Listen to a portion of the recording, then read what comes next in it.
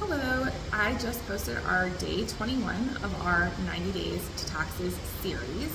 In this series, I am helping new business owners or business owners who may be disorganized or have questions get ready for tax season, making sure that you're informed and ready to file. So today we discussed a certain type of limitation that you may see when it comes to deducting losses. So there's two main types of limitations that you may come across. You're going to have your passive activity loss and your at-risk loss limitations. When it comes to applying those, the first one you're going to apply is at-risk. And that is the one that I cover in today's video, is the at-risk limitations.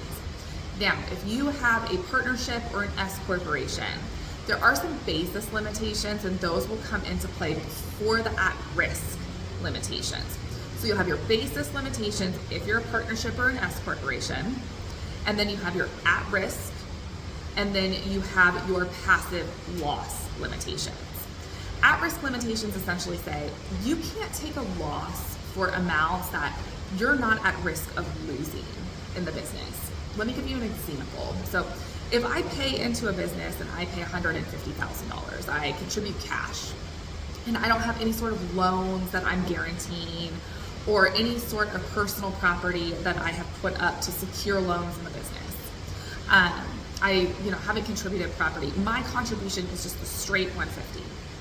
If my share of that business's loss for the year is $1 million, I can only deduct the 150 on my tax return. And the reason being is because if the business fails and everything gets dissolved, the only thing I've lost is that 150. I haven't really lost $1 million. The business maybe lost that amount, but as far as my share, I really only had $150,000 at risk. So Congress said, sorry, you don't get to deduct more than your at-risk amount. Now there's a specific form that you file for determining what is at risk.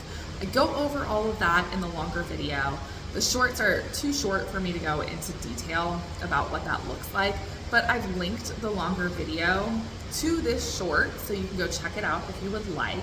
And then also keep in mind that this is not the only limitation. So we do have the at-risk limitation. We also have the passive activity loss limitation. And I go over that in more detail in other videos. So I hope to see you guys there.